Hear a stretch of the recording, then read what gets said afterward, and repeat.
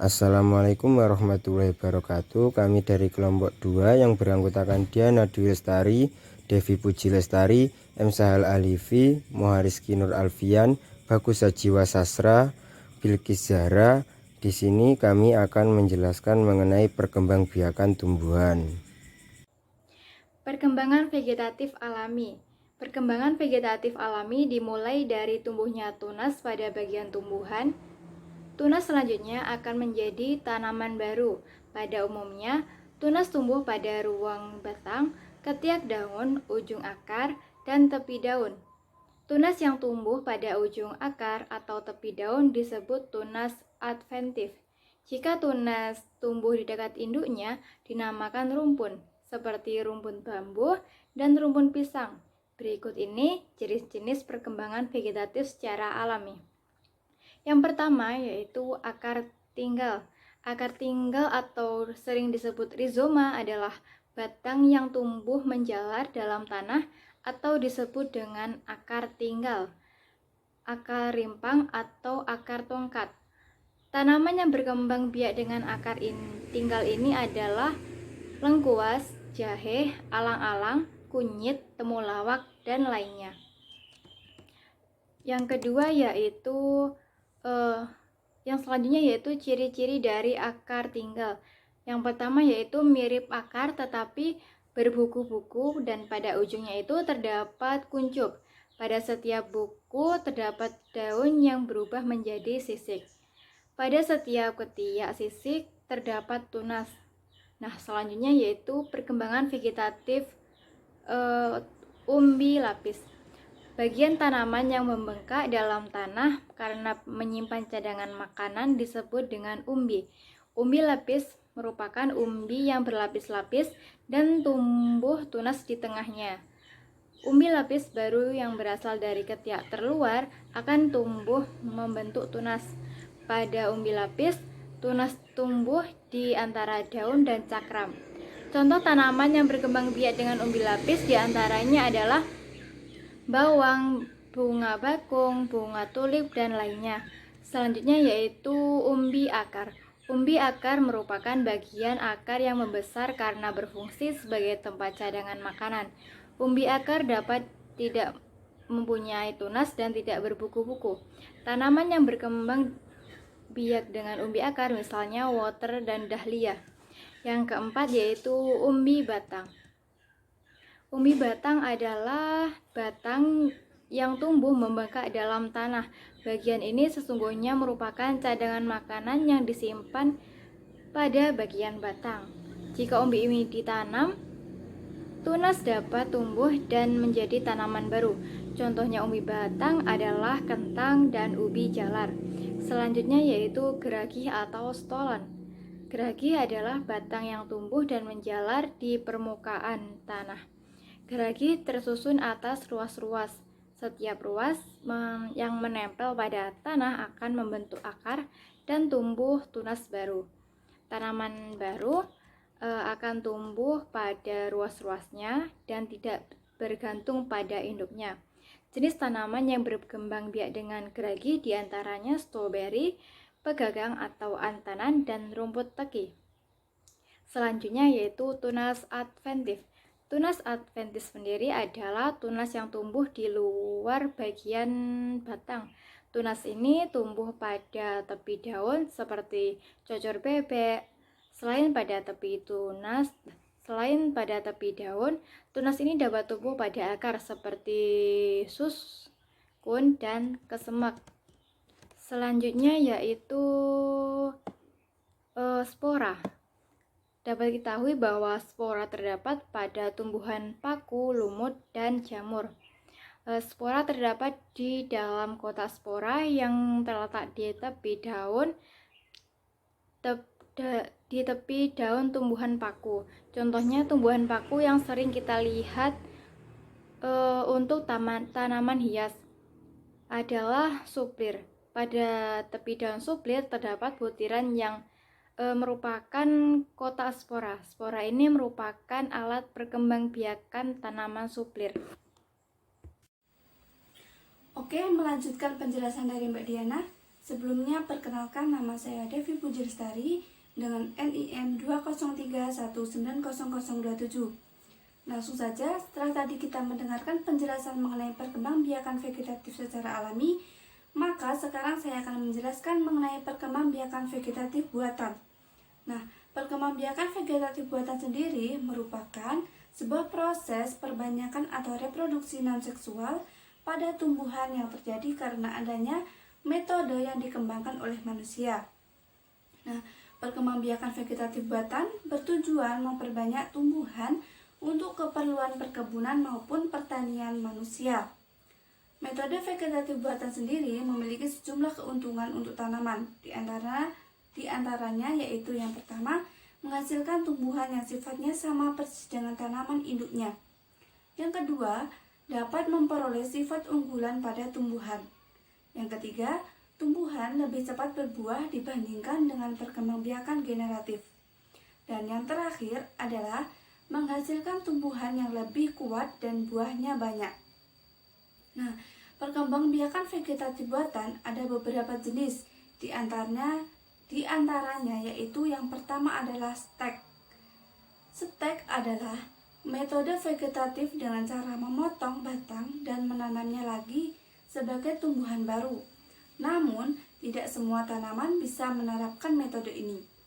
Contoh tanaman yang bisa distek diantaranya adalah singkong, lavender, tebu, anggur, kangkung, dan mawar. Yang kedua adalah cangkok.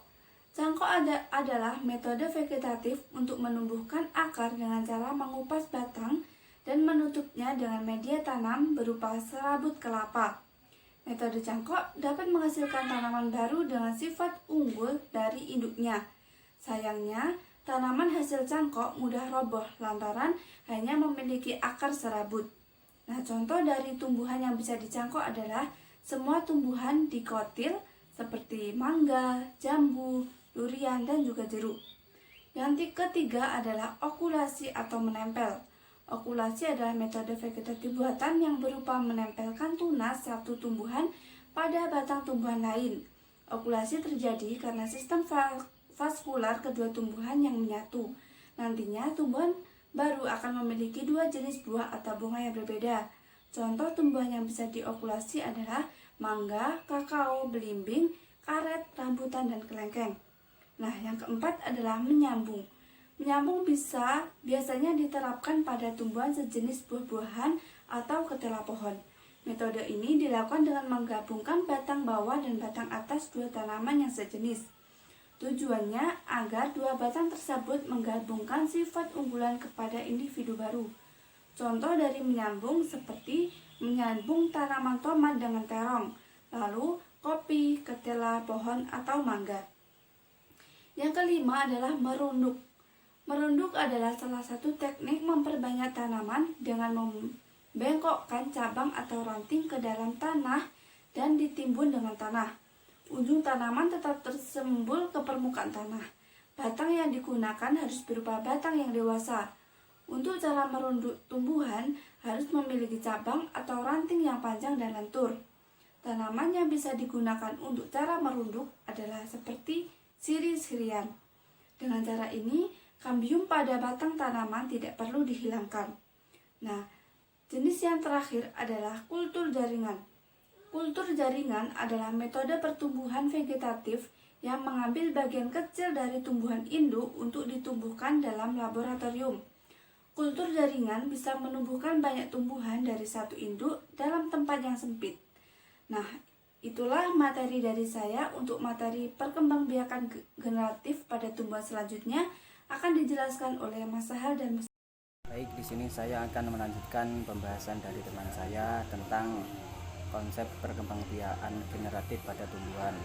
Pengertian dari konsep perkembangan generatif menurut KBBI adalah perkembangbiakan tumbuhan secara kawin atau seksual.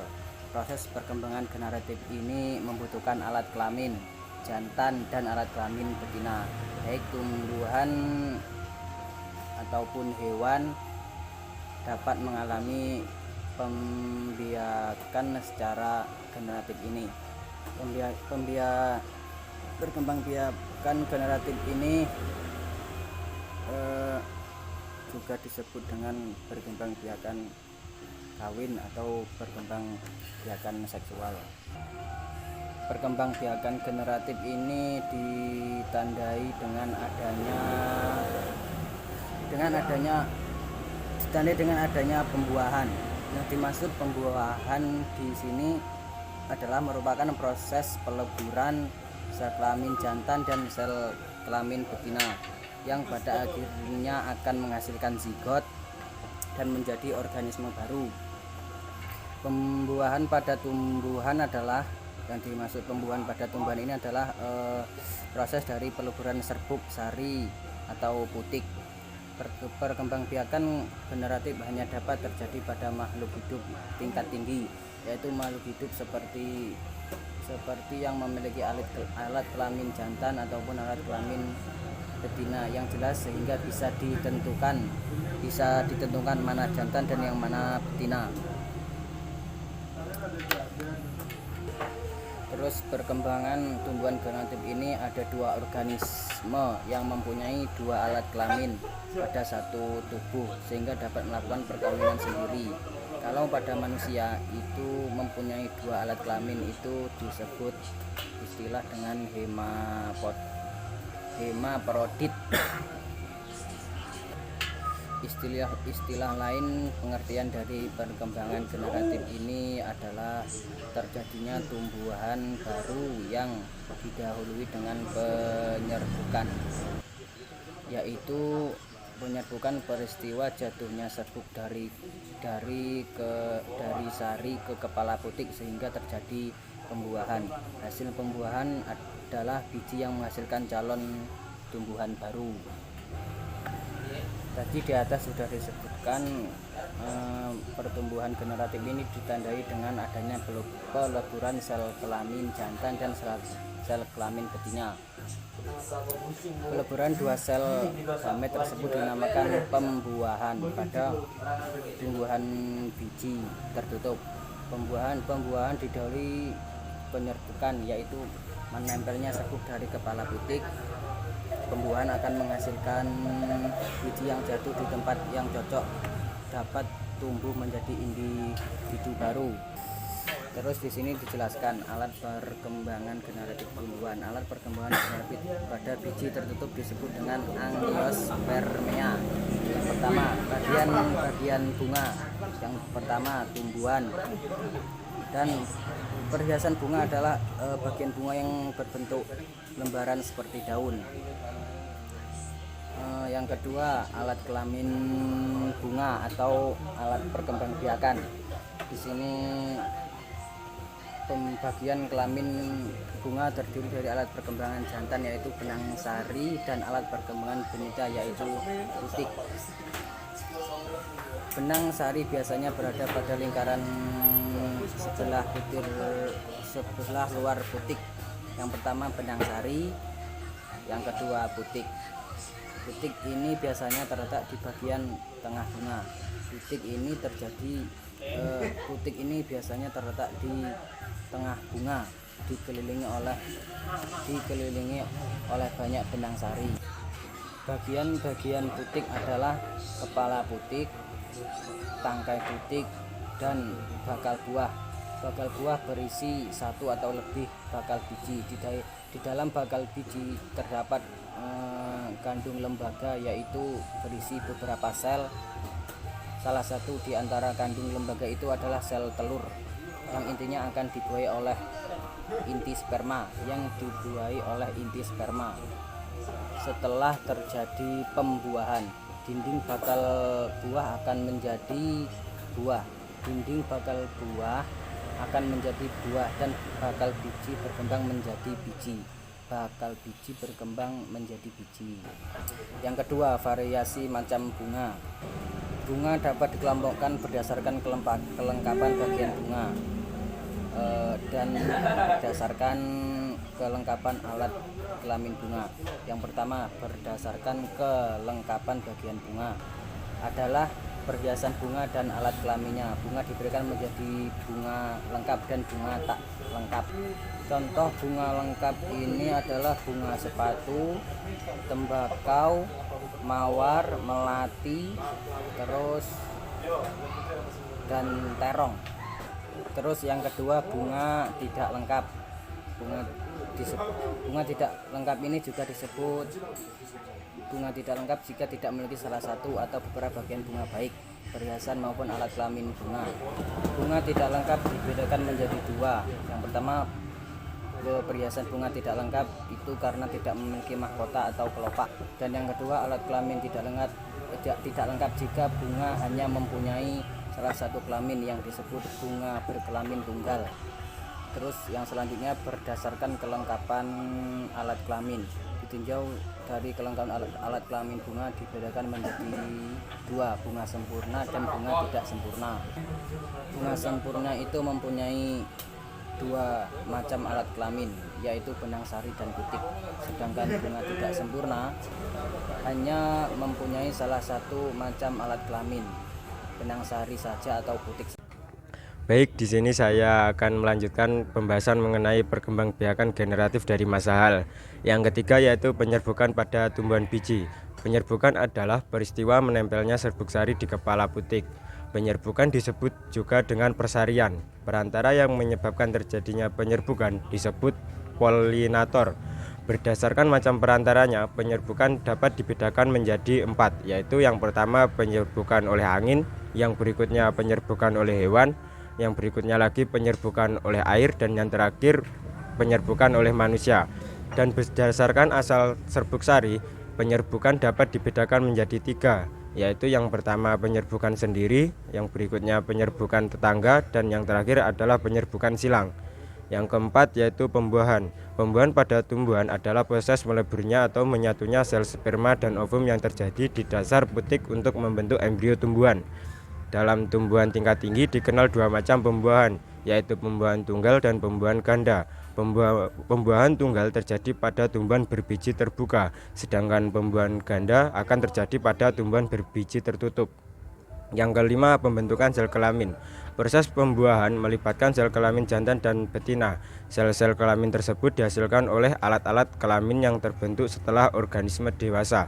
Proses pembentukan sel kelamin disebut dengan gametogenesis. Gametogenesis ini meliputi pembentukan sperma dan pembentukan telur atau ovum. Pada tumbuhan berbiji tertutup, pembentukan sel kelamin atau gamet jantan berlangsung di dalam kepala sari, sedangkan pembentukan sel kelamin betina di dalam bakal biji yang berada di dalam bakal buah. Baik, sebelumnya perkenalkan, nama saya Bagus Sajiwa, dan di sini saya akan menjelaskan mengenai penyerbukan. Penyerbukan biasa disebut dengan polinasi ini merupakan hal penting dari proses reproduksi tumbuhan berbiji, dikarenakan pada tumbuhan generatif memiliki alat perkembangbiakan berupa putik atau betina dan benang sari atau jantan. Nah, dengan penyerbukan yang berhasil akan diikuti dengan tumbuhnya bulu serbuk yang memasuki saluran putik menuju bakal biji, dan di bakal biji inilah proses pembuahan itu terjadi. Terdapat beberapa macam-macam penyerbukan pada tumbuhan yang dapat dikategorikan secara umum. Yang pertama itu berdasarkan asal serbuk sarinya, dan yang kedua itu berdasarkan dari perantaranya. Untuk penyerbukan berdasarkan asal sarinya, yaitu meliputi yang pertama ada penyerbukan sendiri atau autogami. Penyerbukan sendiri adalah penyerbukan yang terjadi di dalam bunganya sendiri, jadi serbuk sari pada bunga tersebut jatuh pada putiknya sendiri. Untuk ciri-ciri penyerbukan sendiri yaitu memiliki bunga sempurna, memiliki benang sari atau jantan, dan putik atau betina pada satu bunga tersebut.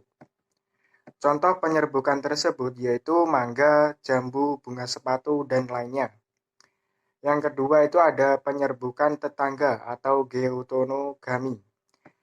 Penyerbukan tetangga adalah penyerbukan yang terjadi antar bunga namun pada satu tumbuhan. Ciri-ciri tanaman tersebut yaitu ketika serbuk sari dan putik bunga tidak berada pada satu bunga. Sehingga untuk proses penyerbukan membutuhkan dua bunga pada tumbuhan yang sama. Namun kedua bunga tersebut masih dalam satu tumbuhan atau masih dalam satu ekosistem. Contoh tumbuhan yang melakukan penyerbukan tersebut yaitu jagung, padi, kelapa, dan masih banyak lagi. Yang ketiga ada penyerbukan silang atau alogami. Penyerbukan silang ini terjadi saat serbuk sari yang jatuh di kepala putik berasal dari tumbuhan lain. Namun pada penyerbukan silang ini, dua tumbuhan tersebut masih dalam satu jenis yang sama. Penyerbukan silang ini biasanya memerlukan bantuan manusia, disebut juga sebagai kawin silang atau persilangan. Sehingga persilangan ini menghasilkan variasi keturunan dari dua sifat tumbuhan induk. Contohnya adalah tumbuhan Kamboja, pinus, dan lain sebagainya. Selanjutnya adalah penyerbukan bastar atau hibridogami.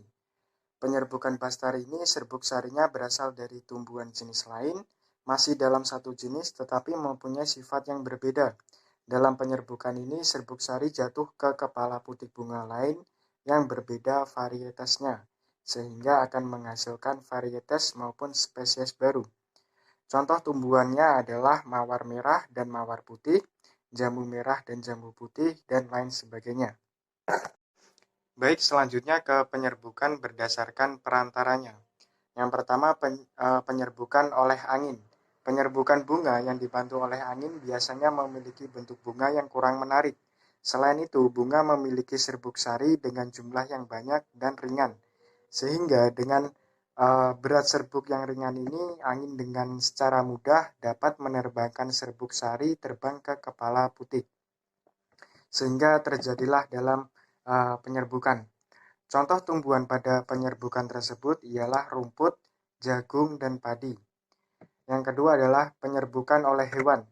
Jenis penyerbukan ini bisa terjadi pada bunga tumbuhan karena bantuan dari hewan seperti kupu-kupu, lebah, kelelawar, atau serangga lainnya. Penyerbukan dengan bantuan hewan ini umumnya mempunyai bunga yang menarik.